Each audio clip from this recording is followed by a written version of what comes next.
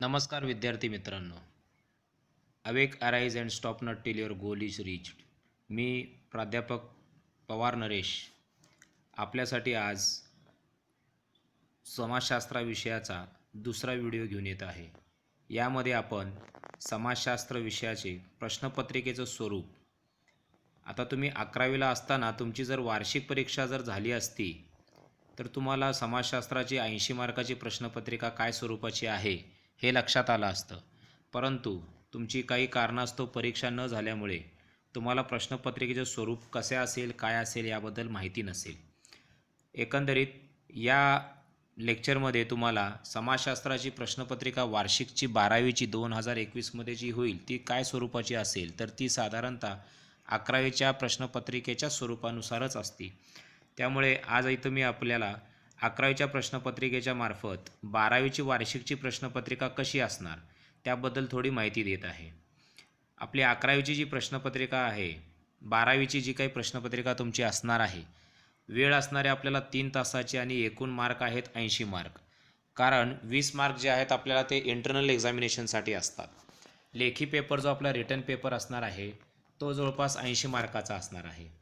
आता त्यामध्ये पहा, इथं मी तुम्हाला विथ ऑप्शनल आणि विदाऊट ऑप्शन दोन्ही इथं तुम्हाला व्यवस्थित समजावून सांगतो. प्रश्न क्रमांक पहिला जो आहे त्यात 4 प्रकार आहेत आपल्याला, ए बी सी डी, जे अ ब क ड. त्यात प्रत्येकामध्ये तुम्हाला 5-5 प्रश्न विचारले जाणार आहेत. त्या प्रत्येक 5 प्रश्नाला तुम्हाला 1-1 मार्क आहेत. म्हणजे इथं प्रश्न विकल्प आहेत 5, गुण मिळणार 5. आता त्यापैकी पहिला आहे, दिलेल्या पर्यायापैकी योग्य पर्याय निवडून विधाने पूर्ण करा. दुसरा आहे, पुढीलपैकी प्रत्येक गटातील चुकीची जोडी ओळखा व दुरुस्त करून लिहा. तिसरा क मध्ये आहे, आपल्याला प्रत्येक विधान वाचा आणि चौकटीत दिलेल्या योग्य संज्ञा ओळखून लिहा. आणि चौथा आहे आपल्याला ड मध्ये, अधोरेखित शब्दांच्या जागी अचूक शब्द लिहून विधाने पूर्ण करा. आता यामध्ये आपल्याला प्रत्येकाला 5-5 मार्क आहेत. म्हणजे तुम्हाला ऑब्जेक्टिव्हचे जे मार्क्स आहेत ते एकूण 20 आहेत. विकल्पासह जरी पाहिलं तर इथं आपल्याला विकल्पासही 20च गुण होतात. कारण इथं एक्स्ट्रा तुम्हाला म्हणजे कोणत्याही प्रश्नामध्ये अ ब क ड मध्ये एक्स्ट्रा प्रश्न इथं आपल्याला दिलेले नाही आहेत. आता हेच आपण ऑब्जेक्टिव्हचे जे काही क्वेश्चन आहेत ते आपण तुमच्या आन्सर पेपरमध्ये प्रमाणे आपण पाहूया. म्हणजे टेक्स्टबुकमध्ये जे तुम्हाला स्वाध्याय दिलेला आहे त्यानुसार आपण पाहूया. अ मध्ये जर आपण गेलो तर दिलेल्या पर्यायापैकी योग्य पर्याय निवडून खालील विधाने पूर्ण करा. इथं तुम्हाला एक्झाम्पल दिलेलं आहे आणि प्रत्येक रिकाम्या जागेच्या खाली तुम्हाला 3 ऑप्शन तिथं त्यांनी दिलेले आहेत की यापैकी जे उत्तर बरोबर असेल ते उत्तर लिहून वाक्य पुन्हा पूर्ण करून लिहायचं आहे. त्याप्रमाणे ब मध्ये आपण पाहिलं, ब चा प्रश्न पण आपल्याला 5 मार्क, 1-1 मार्काला 5 प्रश्न आहेत आपल्याला. तर इथं तुम्हाला ब चं क्वेश्चन आहे बघा, प्रत्येक गटातील चुकीची जोडी ओळखा व दुरुस्त करून लिहा. इथं तुम्हाला 4 जोड्या दिलेल्या आहेत. अगोदर आपल्याला जुन्या अभ्यासक्रमामध्ये मॅच दी फॉलोइंग क्वेश्चन असायचा, जोड्या जुळवा. तिथं आपण 5 जोड्या 5ला जोडवलो तर आपले उत्तर बरोबर होऊन जायचे. पण इथं प्रत्येक मार्कासाठी तुम्हाला 4 जोड्यांपैकी 4पैकी कुठली चुकीची आहे तिला दुरुस्त करून तुम्हाला बरोबर करून लिहायचं आहे. इथं उदाहरणार्थ तुम्हाला प्रश्न दिलेला आहे, राजमार्ग डॅश हिंदू धर्म, तीर्थंकर डॅश जैन धर्म, सेंट थॉमस डॅश शीख धर्म आणि अष्टांग मार्ग डॅश बौद्ध धर्म. आता या 4ही ऑप्शनपैकी तुम्हाला या 4हींबद्दलचे डिटेलिंग्स क्लिअर माहीत पाहिजे की नेमकं यातलं चुकीची जोडी कुठली आहे आणि ती चुकीची जोडी दुरुस्त केल्यानंतर तुम्हाला योग्य जोडी जी असेल तिचं उत्तर पण तुम्हाला तिथं लिहायचं आहे. आता क मध्ये आपण पाहिलो, प्रत्येक विधान वाचा आणि चौकटीत दिलेल्या योग्य संज्ञा ओळखून लिहा. इथं तुम्हाला 2 एक्झाम्पल्स दिलेले आहेत क चे आणि वर तुम्हाला ब्रॅकेटमध्ये काही शब्द दिलेले आहेत, त्यांचे पर्यायी उत्तर जे असतील ते. आता त्यामध्ये पहा, इथं वर ब्रॅकेटमध्ये तुम्हाला दिला आहे ब्राह्मो समाज, डॉक्टर बी आर आंबेडकर, हरिजन सेवक संघ. आता आणि खाली तुम्हाला वाक्य दिलेले आहेत, राजाराम मोहन राय यांनी स्थापना केलेली संघटना. तर याचं उत्तर येतं आपल्याला ब्राह्मो समाज. तर तुम्ही हे वाक्य पूर्ण लिहून त्याच्या पुढे ब्राह्मो समाज असा शब्द तिथं उत्तरामध्ये लिहायचा आहे. म्हणजे सगळे पर्याय तुम्हाला एकाच जागी दिलेत, मल्टी ऑप्शन नसणार. 5 प्रश्नांपैकी 5 पर्यायाला तुम्हाला जुळून तिथं उत्तर लिहायचे आहेत. त्यानंतर आपला ड प्रश्न जो आहे अधोरेखित शब्दांच्या जागी अचूक शब्द लिहून विधाने पूर्ण करा. या प्रकारचे तुम्हाला 5 प्रश्न येणार 1-1 मार्काला. मध्ययुगीन काळात आता एका वाक्यामध्ये अंडरलाईन केलेला जो शब्द आहे तो त्याच्याऐवजी उत्तराचा जो बरोबर शब्द असेल ते लिहून तुम्हाला ते वाक्य पूर्ण करायचं आहे. या पद्धतीचा हा डचा प्रश्न आहे. आता आपण परत आपल्या प्रश्नपत्रिकेमध्ये येऊया. स्वरूपामध्ये इथं आपण आलो. त्यानंतर आपला दुसरा प्रश्न आहे टिपा लिहा. टिपा लिहामध्ये आपल्याला कोणतेही 2 लिहायचेत. एकाला आपल्याला 4 मार्क आहेत, म्हणजे 2चे मिळून झाले आपल्याला 8 गुण. पण पर्यायासहित जर आपण पाहिलं तर तुम्हाला 3 विचारले असतील, 3 पैकी 2 लिहायचे, त्यामुळे त्याला एकूण पर्यायासहित विकल्पासहित मार्क होतात 12. तसेच प्रश्न क्रमांक 3 फरक स्पष्ट करा. कोणतेही 3 लिहायचे, तुम्हाला 5 दिलेले असतील, त्यापैकी कोणतेही 3 तुम्हाला सोडवायचे. 4 मार्काला 1, त्याप्रमाणे 12 गुण आणि विकल्पासह पाहिलं तर 20 गुण. प्रश्न 4 आहे खालील संकल्पना उदाहरणासह स्पष्ट करा. कोणतेही 2 सोडवायचे आहेत तुम्हाला. इथंही तुम्हाला 3 पर्याय दिलेले, 3 पैकी 2 लिहायचे. 4 मार्काला 1 प्रमाणे 8 मार्क, विकल्पासह पाहिलं तर आपण 12 मार्क. प्रश्न 5 पुढील संकल्पना चित्र पूर्ण करा. आता हे आपण खाली ज्याला उदाहरणासहित पाहतो तिथं लक्षात येईल. इथं फक्त पूर्ण पॅटर्न लक्षात घ्या. पुढील संकल्पना चित्र पूर्ण करा. एक दिलेलं असेल संकल्पना चित्र, त्यात काही ब्लँक कॉलम्स असतील, ते तुम्हाला फिलअप करून पूर्ण लिहायचं आहे. त्याला आहे आपल्याला 4 मार्क. इथं तुम्हाला एक्स्ट्रा 2 चित्र दिले, 2 पैकी 1 सोडवा नाही आहे. एकच दिलेले असेल, त्यापैकी 1 तुम्हाला सोडवायचं आहे. त्यानंतर ब विभाग 5व्या प्रश्नामध्ये इथं तुम्हाला अ ब आहे. आतापर्यंत तुम्हाला फक्त ऑब्जेक्टिव्हमध्ये अ ब क ड आलेलं, पण इथं 2ऱ्या 3ऱ्या 4थ्या प्रश्नात तुम्हाला उपप्रश्न नाही आहेत, पण 5व्यामध्ये तुम्हाला अ आणि ब असे 2 विभाग आहेत. ब मध्ये आहे खालील विधान चूक की बरोबर ते सांगून कारण स्पष्ट करा. कोणतेही 2 सोडवायचे आहेत. इथं तुम्हाला 3 दिलेले असतील, त्यापैकी 2 सोडवायचे आहेत आणि याला मार्क आहेत 8, म्हणजे 4 मार्काला 1 प्रमाणे एकूण मार्क होतात 8. पर्यायासहित पाहिलं तर 12. प्रश्न 6 आहे आपल्याला, जो नवीन प्रकारे तुम्हाला यावर्षी 12वीला इंट्रोड्यूस होत आहे. खालील दिलेल्या उत्तराचे वाचन करून त्यावर आधारित प्रश्नांची उत्तरे लिहा. आता या प्रश्नासाठी तुम्हाला एक उतारा दिला जाईल आणि त्या उतार्यावर आधारित 2 प्रश्न असतील आणि त्यात तुम्हाला तुमच्या स्वतःच्या म्हणजे मतं पण तुम्हाला तिथे मांडायचे आहेत. यासाठी तुम्हाला मार्क आहेत 2. प्रश्न विचारले जातील 2, मार्क आहेत तुम्हाला 6, म्हणजे एका उत्तराला तुम्हाला 3 मार्क असतील. असे तुम्हाला इथं 2 प्रश्नांची उत्तर लिहायची आहेत. याला एक्स्ट्रा प्रश्न नाही आहेत. प्रत्येक उत्तरावर तुम्हाला 2च प्रश्न येतील आणि त्याला तुम्हाला 3-3 मार्काला 1 प्रमाणे 6 मार्काचे उत्तर लिहायचे आहेत. त्यानंतरनं 6व्यामध्ये ब आहे आपल्याला, कोणत्याही एक विधानावर आपले मत नोंदवा. हा प्रश्न इथं तुम्हाला 2 प्रश्न दिले जातील, त्यापैकी 1 तुम्हाला सोडवायचा आहे आणि त्याला गुण आहेत 4. विकल्पासहित जर पाहिलं तर 8 गुण होतात. शेवटचा आपला 7वा प्रश्न आहे कोणत्याही एका प्रश्नाचे सविस्तर उत्तरे लिहा कमीत कमी 150 शब्दामध्ये. हा प्रश्न आहे आपल्याला 10 मार्कासाठी. 2 विचारले असतील, त्यापैकी 1 आपल्याला सोडवायचा आहे आणि पर्यायासहित पाहिलं तर 20, म्हणजे एकूण आपल्याला विचारले गेले 34 प्रश्न. पर्यायासहित आहेत आपल्याला 41 प्रश्न आणि एकूण मार्क आपल्याला प्रश्नपत्रिका असणार 80 मार्काची आणि पर्यायासहित विकल्पासहित जर आपण पाहिलं तर 114 मार्काची ही प्रश्नपत्रिका आहे. आता हेच आपण थोडं व्यवस्थितपणे समजावून घेऊया. प्रश्न पहिला तर तुमच्या लक्षात आलेलाच आहे. आता आपण प्रश्न दुसऱ्याबद्दल पाहूया. प्रश्न दुसऱ्यामध्ये आपल्याला टिपा लिहा आहे. आता टिपा लिहा तुम्हाला, आता इथं आपण दुसऱ्या धड्यातले ही स्वाध्याय पाहत आहोत. दुसऱ्या धड्यातील प्रश्नपत्रिकेचा प्रश्नांचा हा पेज आहे स्वाध्याय. त्यापैकी इथं आपल्याला टिपा लिहा पाहूया आपण. आदिम समुदायाच्या समस्या स्पष्ट करा. शहरी समुदायाची वैशिष्ट्ये सांगा.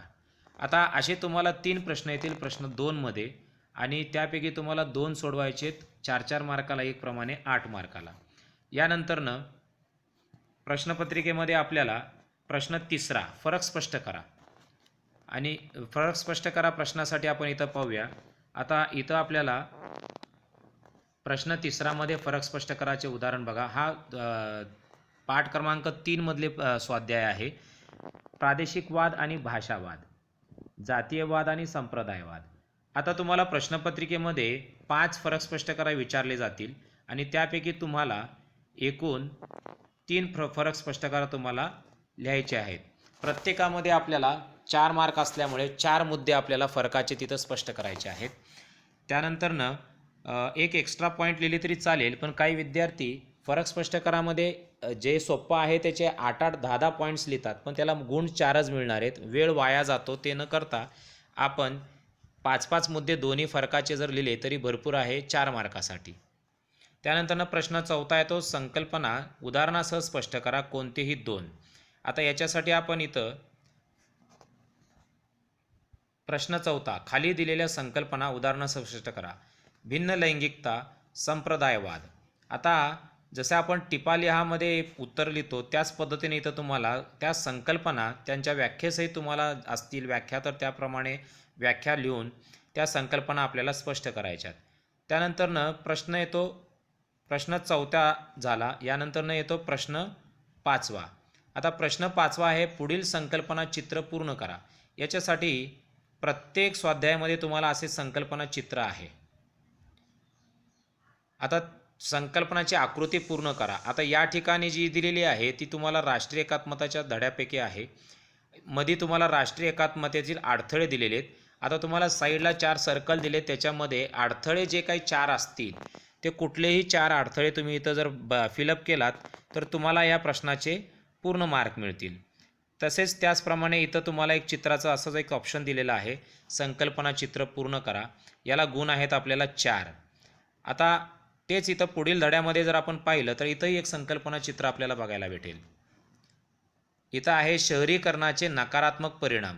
कोणतेही 4 परिणाम तुम्ही जर या 4 सर्कल्समध्ये चित्र सेम पेन्सिलने ड्रॉ करायचं आणि त्यामध्ये आपल्याला ती संपूर्ण माहिती तिथं फिलअप करायची आहे. याप्रमाणे केलात तर तुमचा प्रश्न 5वाचं तुम्हाला इथं उत्तरं आपल्याला भेटतात. त्यानंतरनं प्रश्नपत्रिकेमध्ये 5व्यामध्ये आपल्याला ब आहे, खालील विधान चूक की बरोबर ते सांगून स्पष्ट करा. कोणतेही 2 सोडवायचे. तिथं आपल्याला 3 दिलेले असतील, 4 मार्काला 1 याप्रमाणे हा प्रश्न आहे आपल्याला.